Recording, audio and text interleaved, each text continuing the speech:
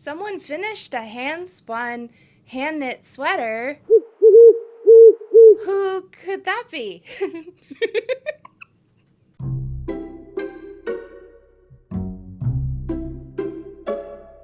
Hello, fiber friends. I made this sweater. I started with the fleece and I did everything cleaning of the wool, the scouring, dyeing the wool to get the colors I wanted. I spun it on my spinning wheel. And then I knit the Night Owl sweater by Bad Wolf Girl Studios. It was quite a project, quite a journey. I hope you have a cozy project to work on. It's fall right now, and so I am starting a revolution that it's the end of pumpkin spice. I'm sorry, it's over. It's done. It's apple cider season. Get used to it. If you're gonna make it from scratch, you gotta start with a fleece. I really wanted to find one that was local to me, and so I kind of set a radius of the area that I wanted to look in, and then I went to town on the internet searching for people who had fleeces, who had hobby farms, whatever I could find to look for a fleece. I settled on English Blue Ribbon Farm. They are not too far from me, within a day trip. I talked to Connie a little bit. Her fleeces are impeccable. She puts coats on her sheep, which means that the fleeces, when they're cut from the sheep, they are very, very, very clean. And they are intended for a hand spinner to work with. Not everyone has fleeces that have hand spinners in mind. Connie has higher prices on her fleeces, and that is deserved because when you put a coat on a sheep, it's a lot more looking after the sheep that you have to do. You need to make sure that the wool growing under the coat is healthy, that nothing's getting trapped under there. There's a lot more intensive shepherding that goes on with a coated sheep. I checked in with Connie. I was like, hey, I'd love a fleece. This is what I want to do with it. This is what I'm looking for. And her prices were a little beyond my budget, but she said she had one fleece that might work for me. Lily is a cross between a Rommeldale and a CVM, which stands for California Variegated Mutant, and I'm gonna need a Teenage Mutant Sheep spinoff for that. It needs to happen. Someone out there, please make it happen. The poor girl was hot. It was a hot summer, and it yellowed the fleece a little bit. So she offered it to me at a bit of a discount, which I was greatly appreciative of, and it did fit my budget. So I had Lily's fleece, it was shipped to me, and I was good to go. When I get a fleece, I usually have fleeces where the skirting has been done already. They lay it out on the table. They take all the bits that would have been the belly and any of the poopy bits and all of that. They take that off, and that's the skirting part of it. So I'm not pulling off the worst of the worst. This is the top part, it was attached to the sheep like this. This is amazing. This fleece is amazing. There's just virtually no dirt. There's like no VM in this. It's incredible. The crimp on it's beautiful. It's a beautiful fleece. But I am kind of going through to find what are the best parts of the fleece that I want to work with and what might have an issue that I need to either make sure it's blended in for like a consistency reason. Maybe there's some fibers that are a little longer and some that are a little shorter, and I want to blend those together. Or maybe there are sections of the fleece that are a little more coarse and some that are a little softer. And we have the neck area. Now look at that crimp structure, right? So crimpy. That's so beautiful. And then we have the tail area, right? And look how different. See, it's a little less organized, and it's not quite the same in terms of how the crimp looks, right? This is the back end, this is the neck. When you look for consistency on the fleece, like we're not, grading it for the state fair. We're just looking for the wool in our project. Does it match overall? How close is it? And how much do you want to blend it up to make it work? So for me, I'm probably going to take some of this section off the back, and I'm going to pull out the sections that have the crimp that looks like this, basically for one pile, and the crimp that, or the locks that look like this for another pile. And this will be another project, but I'll try and keep everything very consistent for this current project.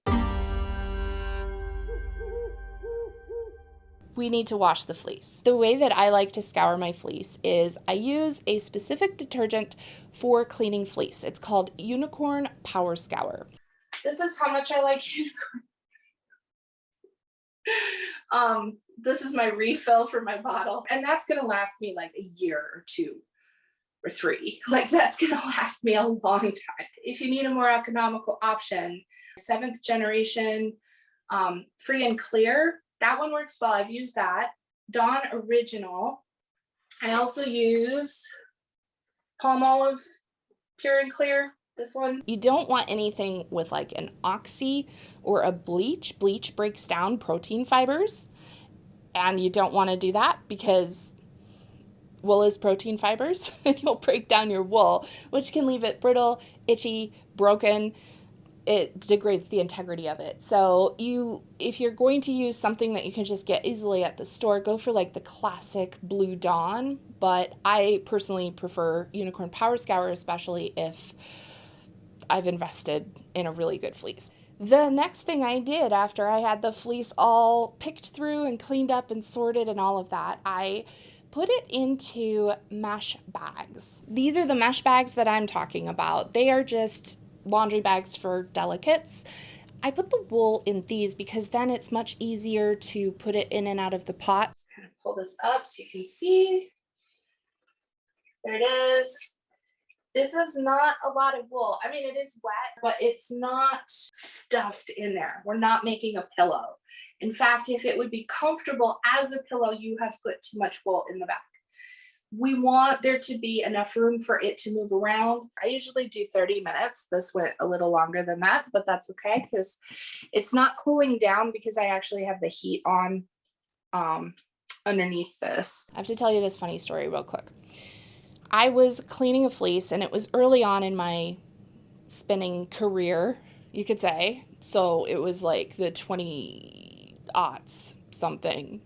Not quite the 2010s yet, but it was a while ago. So I was using Dawn dish detergent. I had it on the stove. I needed to walk away for a second. Don't do that. If you have things on your stove and there's heat, fire, going, don't walk away. Stay there. Stay put. Clear your calendar. You live in the kitchen now. Anyway, I walked away. When I came back, the water had started to boil with my wool in there. And you know what Dawn has in it? Stuff that bubbles. So it was like some sort of a bubble monster. It was like growing. It was like sliding down the side with all the suds. And I was like, ah. Anyway, Unicorn Power Scour doesn't bubble like that. I get the water hot so it's steaming, but not like boiling. If there's a few bubbles, it's okay, but not even a simmer. It needs to be about this many degrees to melt the lanolin off of the wool. And then the detergent is going to bind to the lanolin and keep it in the water, so then you can rinse the wool, and that detergent carries all of that wool sheepy grease away. That's what that scouring water looks like in there. Lanolin protects the wool when the sheep is outside. It protects it from felting on the animal. But we've just washed and scoured away all of that lanolin, so now that wool is unprotected and it can felt at this point. Once we take that lanolin out of there through the scouring, that's when we're like, oh no, felting. And since we have hot water and soap, those are two of the factors we need for felting. If we add agitation, we're in trouble. So that's what we have to watch out for. We want to make sure that we are going water temperature to water temperature that is the same. If it needs to cool down, we let it do that very slowly. We don't do it real fast. Once I have rinsed the fleece, I might let it sit in the rinse water, but usually I take it out. It's a little cloudy, but it's not like the other pot that was totally like opaque and yellow. And then after the wool has cooled down to like room temperature, I don't go straight from rinse to spin dry. I let it cool down because that spin dry is moving air through there and that can cool it, and that can be a temperature shock as well. So I let the wool cool down to a room temperature. Then I put it in my spin dryer and I spin dry that sucker, and it takes hours off of the drying time. I highly recommend. The other thing to remember, sometimes there's water like up in the dryer, so you have to tip it to make sure everything gets out. Because if you just pick it up and walk away with it, you will drip water everywhere. Ask me how I know. And the key, when you've scoured fleece, if you feel like the wool is slippery and slimy, that means you didn't get all of your detergent out. If it feels sticky, that means that you didn't get all the lanolin out. And if it feels soft and fluffy, that means you did a good job. And I'm here to tell you, we are soft and fluffy. Yay! The weight before was 4 pounds and 13 ounces. And then the weight after I scoured it was 3 pounds, 3.5 ounces. So I lost 1 pound and 9.5 ounces. That's a third of the weight. And that happens with fine wools. That's really common. So here we are. We have clean wool. I love owls. There's an owl down there. I'm knocking into things. There's an owl down there. You've probably seen him in the background. My grandmother made that owl. It's like a traditional English rug hooking was the technique. She also dyed all of the wool that she used to make that owl. Very cool. Very impressive. Probably passed it on to, future generations in the family line. I don't know. I saw the night owl sweater and I was like, yes, that's the one. It was like a real click. And at that point forward, I was like, aha, we're gonna leave the contrast color without any dye. And I'm going to dye the rest of it, but I wanted it to look like the night sky. So I didn't want to just put the whole thing in a dark blue. I wanted to have some variegation, but I didn't want to spin the yarn and then dye the spun yarn. That was certainly an option I could have tried, but I had an idea. I wanted it to look like the night sky, and the night sky being a natural phenomenon, it exists in nature, it's natural, it's a thing. I wanted it to have more of a organic feel to the color. I wanted it to have variegation that wasn't predictable. And I decided to do that by dyeing the wool in the wool. Yes, that's where that term comes from. I had some dark navy blue and I had some dark eggplant, and I was going to blend those together in a way that wasn't completely blended so that it was uniform, but in a way that would kind of give that random variegation of looking at a night sky. I love how it turned out. I really think that's one of the coolest things about hand knitting and hand dyeing. You have so many different little tweaks that you can make along the way that just make it absolutely your own creative vision and design. All right, so I had my wool dyed, but then I needed to figure out how I wanted to process the wool.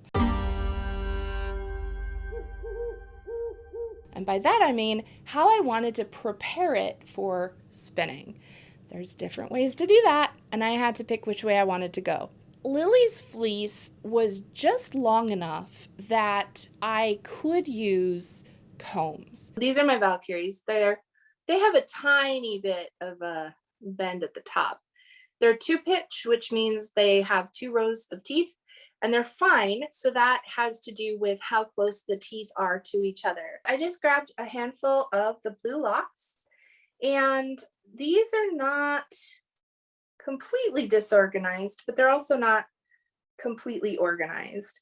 So to put these through the combs, I'm going to try and keep a little bit of the lock structure if I can.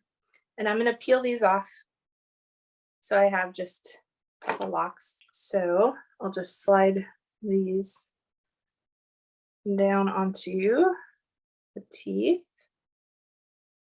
I just kind of gently work my way in. I don't want to go way in, think about combing your hair, right? If you have or have ever experienced long hair, if you start with your brush up at the top of your scalp and try to brush the whole length of the way before you've detangled your hair, it's just a painful experience. You don't get very far. Combs are similar. You want to just work your way from the end and work your way in. Look how clean Lily is because she had a coat. And so there's just not a lot of VM. Nothing is breaking or brittle. Look how that just fluffed up just like that after one pass. That's amazing. Just kind of pull our way across. And this gives us a little roving to spin from. I'm just gently pulling and working my way back and forth. There's one little lock that didn't quite open up, but I can give it a little help. There it is. Join your friends. Good job. Okay, wrap the end that I'm going to start with over the top. So then when I pick this up, I know exactly like, oh, start spinning from this little bit that got wrapped around it, but it kind of contains itself and it's so cute and it's perfect and ready to spin. Combs. The thing about wool combs is that it's going to make everything very lined up. So all of the fibers are going to kind of go the same direction. And then when you spin it, they're all going to be kind of facing the same way. And that type of a preparation makes a very sleek and smooth and sometimes a little dense of a yarn.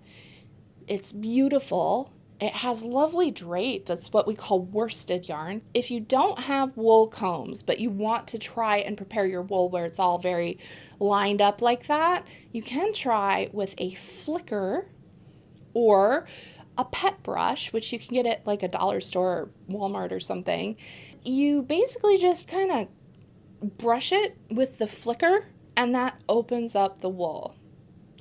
Once it's opened up so there's no little snarls or clumpy bits in it, then it's much easier to spin and you'll get a much more consistent yarn when you spin it that way. I tried it. I kind of felt like doing the entire fleece with the flicker was a little bit more time consuming than I wanted at that point. It's a great way to get vegetable matter out if it is a very dirty fleece. You can, when you comb it, it kind of pulls out any of the little bits of grass or whatever might be in there. So if you have a dirty fleece and it's long enough that you can hold on to it and have room to, run the flicker through it, it can be a great method to prep something if you want to spend the time. I wanted a sweater.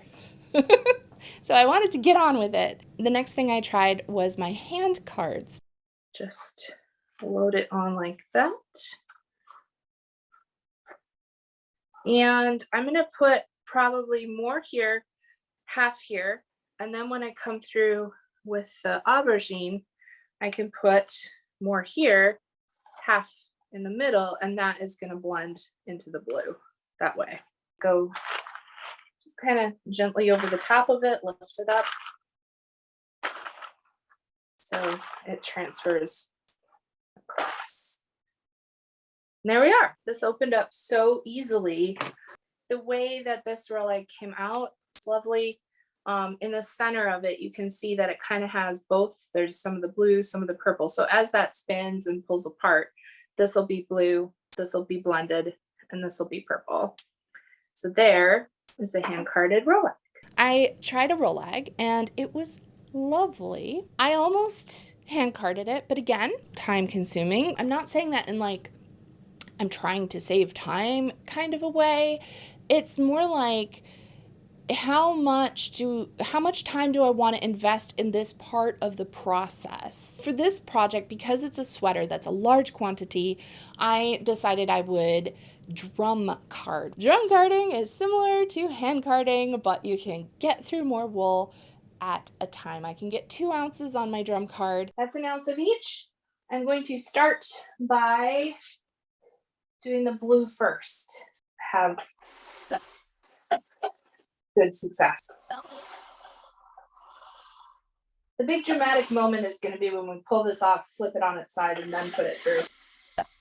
That'll be the moment I'm looking forward to. All right, there it is. Let's do this purple.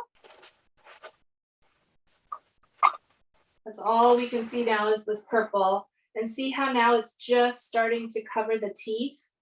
So 2 ounces is it. 2 ounces was exactly right. Let's pull it off. And what we will find is that we have the purple on top and the blue on the bottom. Here's our bat. We have the aubergine on one side and we have the blued steel on the other side. I'm just splitting it straight down the middle into 2 pieces. And now what I'm going to do, so I had the blue on one side, the purple on the other. Now I'm putting it sideways and I'm going to fluff it open just a little bit and feed it on. And now it's going to have it blended right through the center.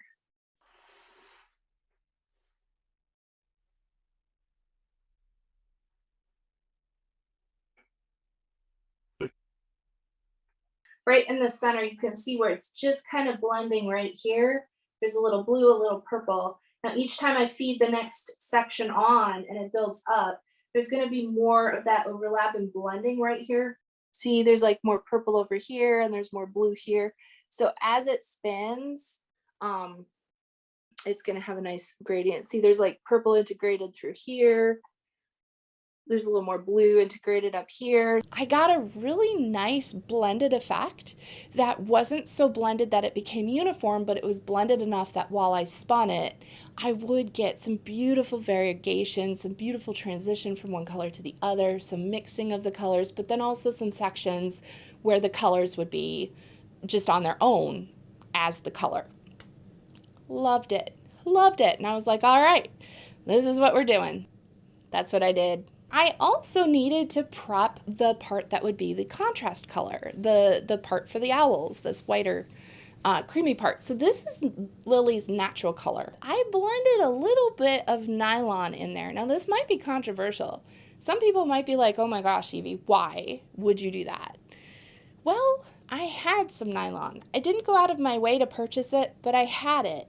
I thought, it might be fun to put a little bit of sparkle, a little bit of interest in this part of the wool so that my owls would look like individuals, like they would each have their own little unique color quirks. Not in a self-striping kind of hand dye where you would get like a stripe of the same color going across the yoke, but in an individual owl kind of way. So yeah, I decided to do that with some nylon that I blended in with my contrast color.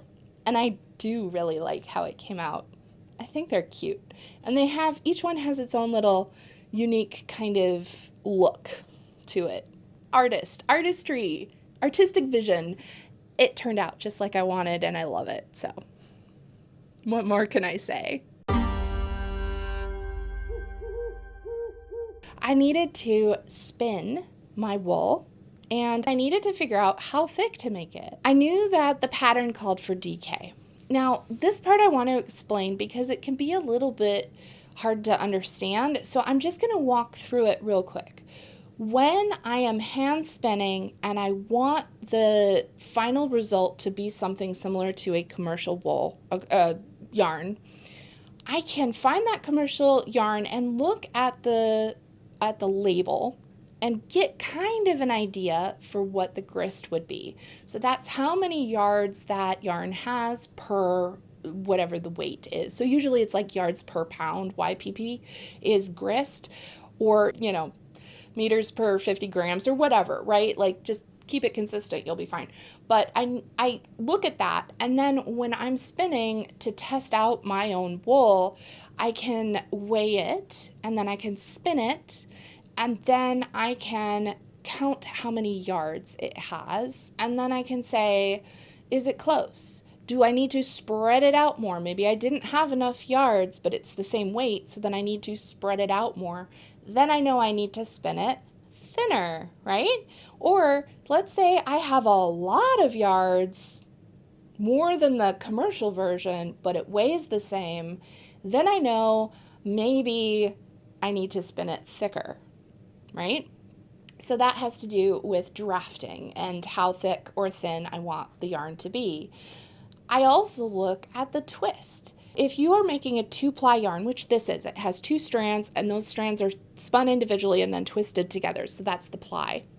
Singles are when they're on their own. If I want something that's soft and squishy, I want to put less twist in it. I want it to have more air in there because that gives warmth and it also gives some squish, right?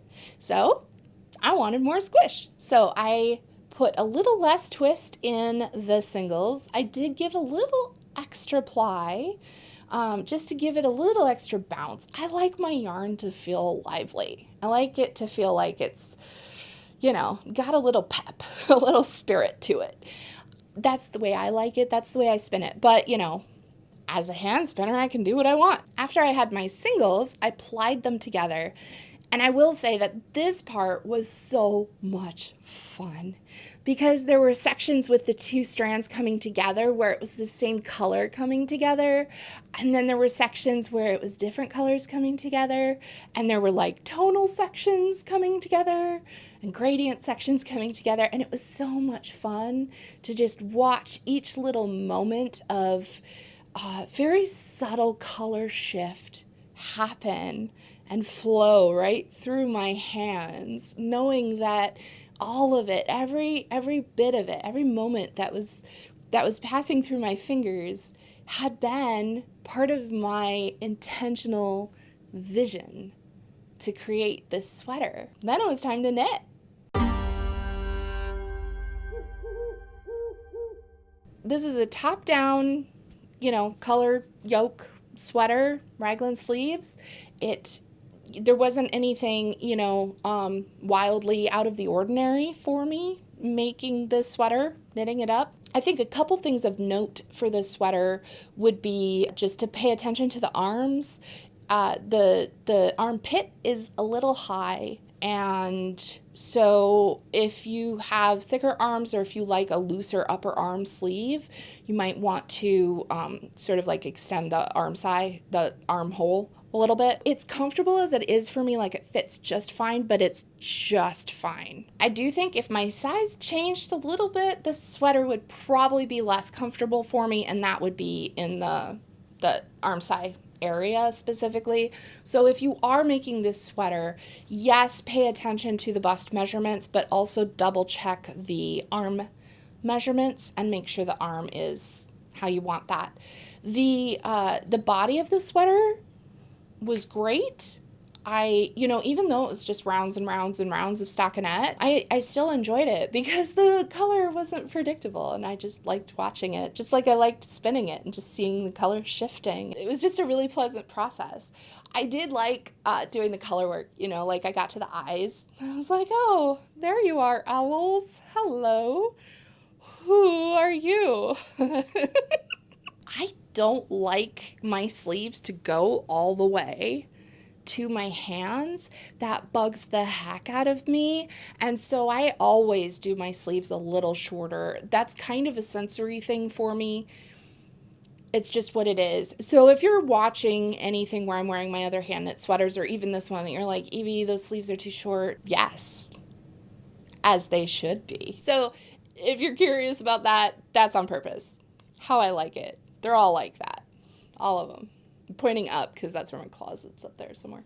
Anyway, I enjoyed knitting the sweater and it took me forever to finish it. I got the initial part of this whole process done fairly quickly. I think it only took a couple months, maybe 2 months, maybe 3, to get it all scoured. That took an afternoon.